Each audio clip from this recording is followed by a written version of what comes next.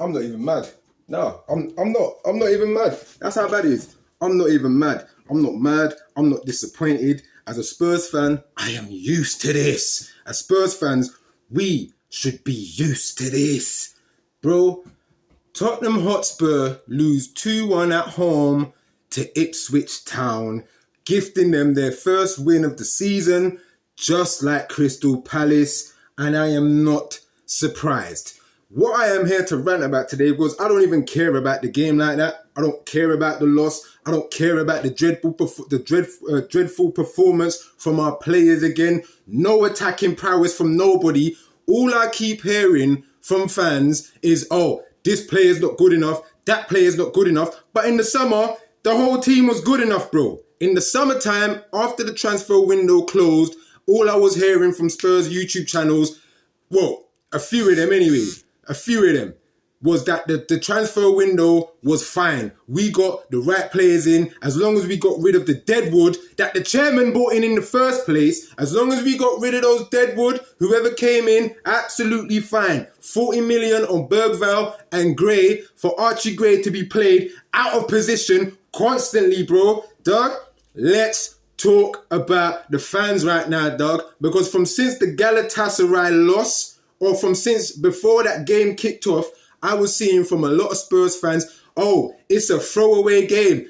This game doesn't matter.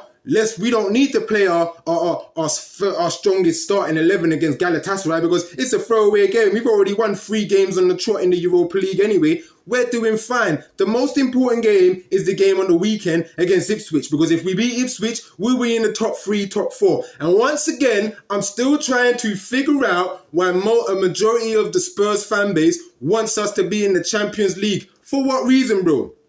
For what reason? When have we ever been in the Champions League and spent money on the quality players that we need, bro? 40 million on Archie Gray and Bergvall, but you don't want to spend the 45 million for the release clause on Etse. You don't want to do that. Bro, this is going back to the same madness of like, Jose Mourinho there. Okay, who do you need? I need Skriniar, I need this man, I need that man.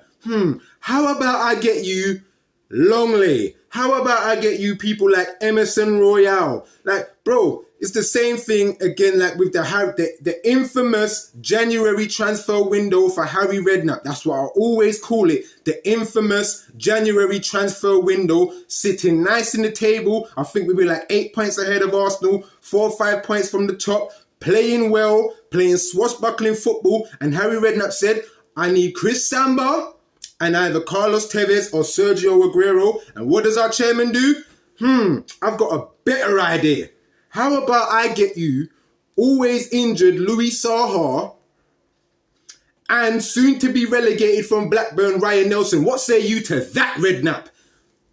Can't say anything. You got to take it with the punches. So, bro, nobody can sit down and say to me, all of these positive Spurs fans who are like, trust the process, it's a project, it's this and that. Bro, we haven't been in a project from since Pochettino was there and since we sacked him unceremoniously for all of the things that Poch done for this club on a shoestring budget, bro, and then going 516 days with no transfers. We sack him. And then we bring in one of the most decorated, if not the most decorated managers in football right now, Jose Mourinho. And then what do? Knowing what Jose Mourinho needs to win the trophies he does, we do the opposite. And our fans still sit there and say, be patient. It's a project. It's a process. Generational talent. Bro, we have got one of the weakest squads. Galatasaray showed that to us, you know? And it's like these very same fans who were saying that Galatasaray game was a throwaway, it don't matter. You guys were the same fans ripping on some of the other Spurs fans who wanted to lose against City to stop Arsenal from winning the league. So how could you call out those fans for wanting to lose against Man City to make sure our greatest rivals don't win the league? But the Galatasaray game, it's a throwaway. Doesn't matter. And then when we come up against Ipswich, the team that hasn't won a game all season, bro, what happens with the strongest 11? What happened? Bro, and it's like, I don't understand like, bro, all I'm saying now, Ange Postecoglou, he's not built for this thing. He's not built for this thing, and I've said it for a little while now. I don't even listen to his flipping, to his little things after the game. I don't listen to them, bro. I don't listen to them before the games. I don't listen to them after the games because I feel like he just talks a bunch of rubbish now. He talks a bunch of rubbish, bro. He's not built for this thing. He's been moved to by a bunch of managers who have never even managed in the Premier League before, or who are new to this thing, managing lower league teams with lower players. You know what I'm trying to say? We lost to Nuno Espirito Santo, the same manager who we sacked after 10 games for losing just the same amount of games as Ange Postecoglou. But it's like Spurs fans will say to me, we're doing just fine this season. We're doing just fine. Trust the process, but we're doing worse than last season. How does that make sense, bro? Like, the cognitive dissonance in the majority of this fan base, bro, has trickled down from the top.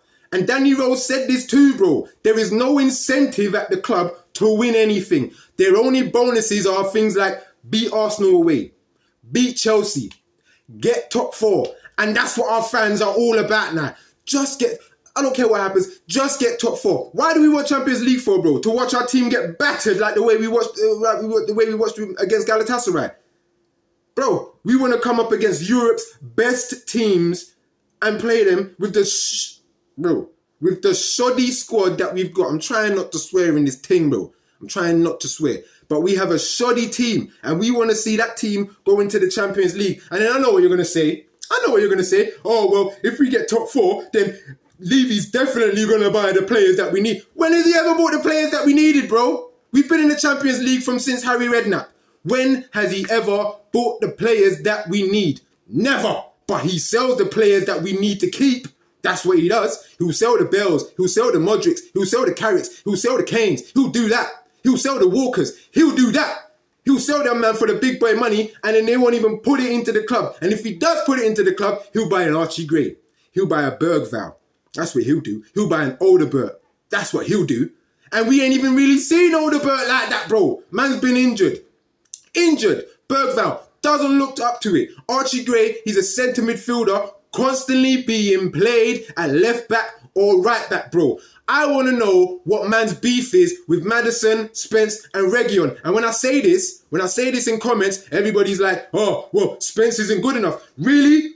Spence isn't good enough? But when we bought him from Nottingham Forest, we were happy about that signing, though. The only reason why a lot of Spurs fans probably aren't happy with that Spence signing was because Conte said it's not my signing. So just because Conte said Spence isn't my signing, then Spence isn't good enough all of a sudden. This is what I'm trying to say. Bro, we are lost as Spurs fans. We are lost in the desert with no direction of where we're going. We're just going around in a circle in the desert. That's it. We're not doing anything. We're not progressing as a club. We're supposed to be a big club, making big money with big events. 8th richest in the world, 8th richest football club in the world, bro. And what are we doing with it? Spending money on kids, bro. Come on, fam. What are we doing? What are we doing, really? What are we doing as Spurs fans? Like, as a club, what are we doing? And we sit here and accept this rubbish every season. And then every season, when a new season starts, most of the Spurs fans' minds just reset of what happened before and what happened before. So I've been going back and forth in comment sections on people like Chris Cowling's channel or The Last Word on Spurs.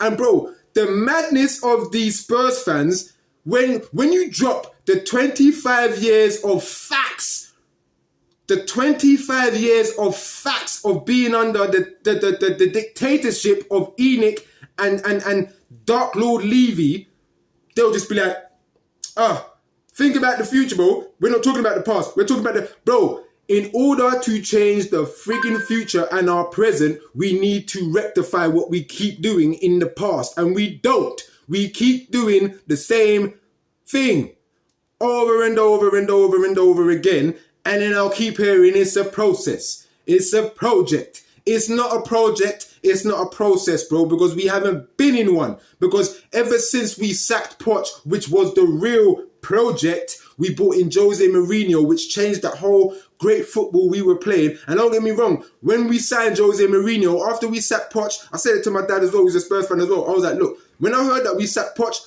I was in bits. I was in bits, but I was listening to TalkSport throughout the whole night, and I was hearing how Mourinho's going to be coming in. He's going to be signing a contract he's been seen in London. And I thought to myself, bro, if there's anybody I want to come into this club right now after what we've been doing with Poch, I will take Jose Mourinho. If Jose Mourinho gets what he deserves and what he needs in order for us to win. But we didn't do that. He got us to a final still. What did we do? We sacked him. But that was part of the project, I suppose, wasn't it? That was part of the project, wasn't it? Wasn't it? Sacking one of the most decorated managers who's a big rival for Pep Guardiola and who pretty much always constantly beats Pep Guardiola, especially in finals or semi-finals. We sack him. Give the helm to Ryan Mason.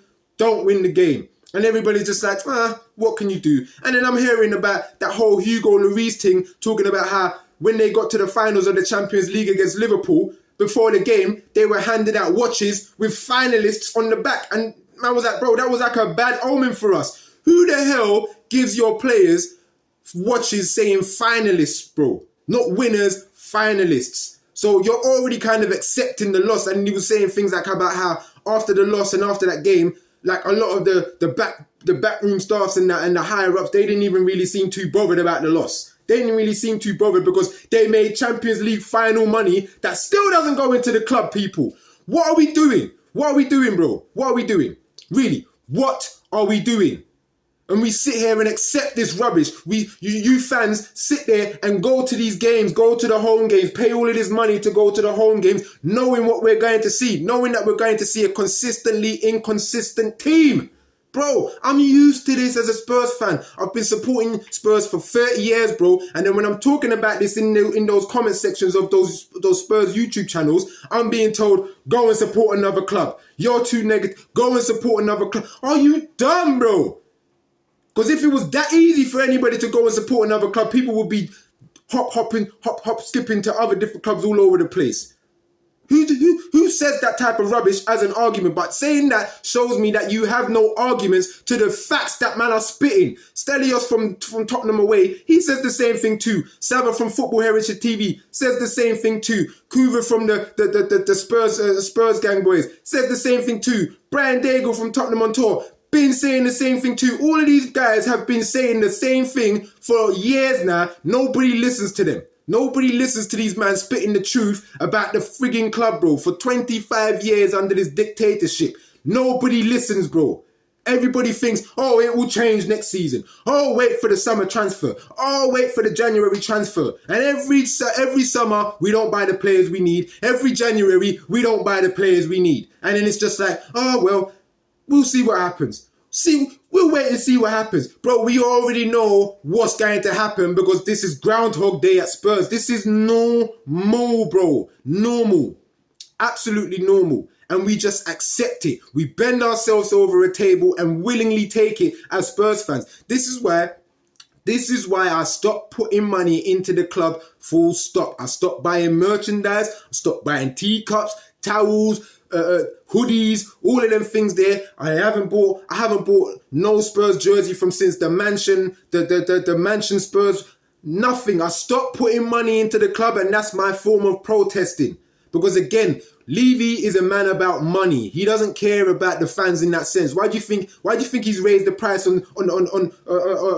the seniors? Basically priced the elderly out of going to see the team that they've been supporting for 50, 60, 70 years.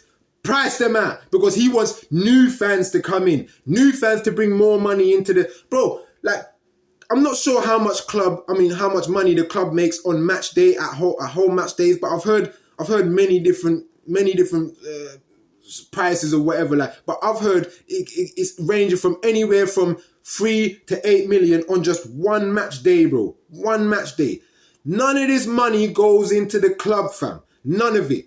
And I'm like, bro, why does man like Ange insist on playing people like Brennan Johnson? And it's the same thing. And that's the thing. I can't stand these same stubborn managers that we've had for the past couple years now, bro. Conte was another stubborn manager as well. I know a lot of Spurs fans like Conte. And in the first season, I didn't mind him. But now, I'm like, bro, I can't deal. We have these stubborn managers that play the same team, regardless of whether we lose, win or draw. And it's like, it will always be the same subs at the same time, bro. Who brings on Timo friggin' Werner, bro, when you could have brought on Spence and he's sitting on the bench, bro? Why didn't you take off Johnson earlier? You take off Johnson in the 84th minute to bring on Maddison, our most creative player. What beef have you got with Maddison, bro, when you know he's our most creative? And then when you play Maddison, you got Maddison playing as almost like a holding midfielder when he's an attacking midfielder, bro. He's an attacking midfielder. What are you doing? Like, Johnson can't beat his man at all. We've seen this now, bro. Johnson only scores from tap-ins. That's it. He doesn't beat his man. He doesn't take on his man. He doesn't cut in this way and lick off a shot. Doesn't do that. I've seen more attacking prowess from Spence in the couple of games that I've seen him play this season. Doesn't play him at all. Doesn't change the formation at all. Insists with this lame, boring, rigid 4-3-3 and inverted strikers that always, inverted fullbacks that always cut in and then pass it backwards, and then wingers that don't wing, bro. And then we've got a striker in Solanke, and you don't even play to his strengths anyway, even though he doesn't really have too much strengths anyway, but we don't even play to his strengths at all. Bro, I'm done, fam. I'm done. Andrew's got to go. We need to do something about the dictator, the Chancellor Palpatine at the top, bro. The Dark Lord Levy, bro. And I've been saying this since Harry Redknapp's January infamous transfer window, bro. I've been saying it. But we keep accepting it. We keep accepting it while walking around saying, oh, we're a big club anyway. We're a big club. We're not a big club, bro. Because if we were a big club, we would have won something by now and actually tried to do something. Like, the club's motto is to do, to dare is to do. Not for us, bro. Today is too expensive. That's what it is. That's what it is. And I'm done, bro. I could rant for a whole hour about this club, bro, but I'm not going to do it. I'm tired. Can't be bothered, bro. Can't be bothered. Because we do this all the time. Do it all the time, and I'm not here for it, bro. I'm just here to call out the fans as well, bro, because I'm tired of these fans constantly trying to argue with me in these comment sections, talking about how you're too negative. But, bro, it's facts about the club. So if the facts about the club are too negative, then maybe you need to start looking at the club then, innit, bro? Don't look at the messenger. Look at the club, bro. Done out here. Finished.